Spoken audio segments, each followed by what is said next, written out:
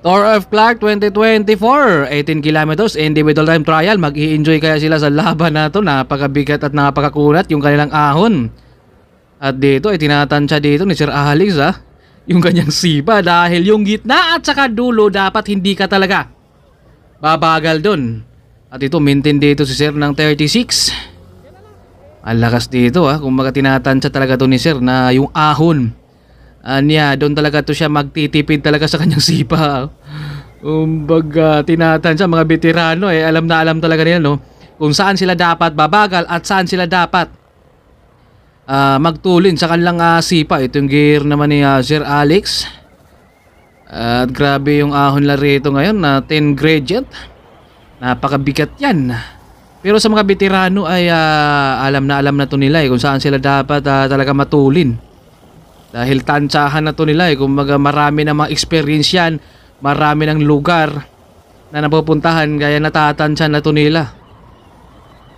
Kapag baguhan ka dito talagang aatras ka kumbaga maiiwanan ka. Kailangan speed ditong kalaban mo at saka oras. Tantsahan lang talaga ito si Sir Alex. Grabe, pakunat ng pakunat yung kanilang laban dito. Mayroong loso pero napakabigat din naman yung aahunin mo Solid na solid talaga yung mga climber dito ang mag-i-enjoy sa kanilang individual time trial.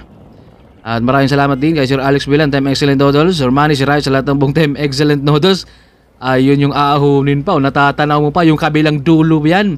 Matatanaw mo pa yan habang umaahon ka. Grabe no. Panay-panay na muna dito si Sir. Tinatansya talaga niya dito. Kung kanina ay talagang tinitipid niya Ayan, meron tayong maabutan dyan dito sa harapan Kung tinatansya talaga ni Sir na dito sa ahon ay meron siyang pangpanay pa rin.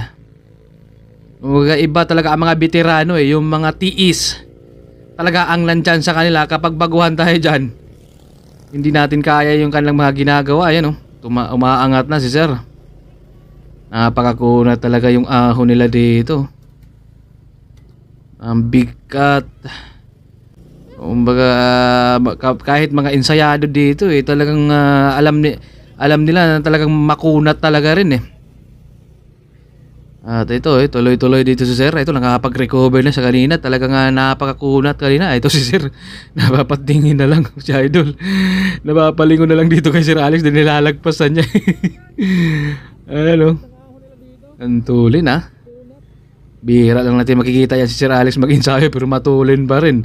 Yun talaga yung mga tiis saka experience kaya yun ay nakakausad talaga sila sa ahon. Ang bigat ng giling dito.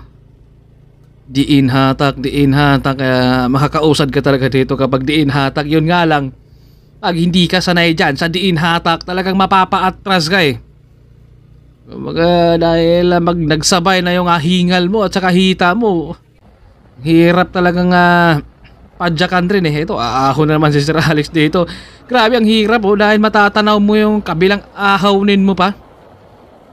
Matulin si Sir nakakapag-recover na siya May lusong naman sila. Yun nga lang yung ahon talagang napakabigat rin. Ito ahon na naman. Tinitiis dito ni Sir na mga kausat siya dito sa ahon. Bigat yung kanilang ITT. Ito pala yung maganda yung mga climber dito ang mag-i-enjoy. Pero mata-challenge naman yung mga hindi climber dahil doon naman sila magpupursige na mag-i-ensayo sila dahil para makakausad sila. Dahil alam nila ng mga climber yung mga makakalamang sa kanila. Kaya yung mga hindi climber dito ay mapapa-ensayo ng mga ahon talaga. Grabe si Sir talaga pinipilit niya dito makakausad siya rito. At inaangatan niya na dito. Malapit tayong ating finish line. Nakakabilis na mag-recover ni Sir Tumatayo na siya dito Ayun yung ating finish line. Ito naman siya idol natin nanonood siya dito.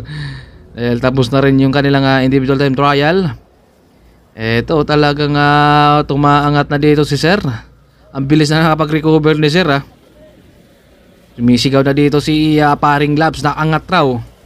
At all out na. Napakahirap yung kanilang ITT ngayon sa Tour of Clark 2024. Pero grabe naman yung pang-test dito ni Sir. Talagang tinitiis niya dito yung kanyang sipa. Dumadapa na siya dito.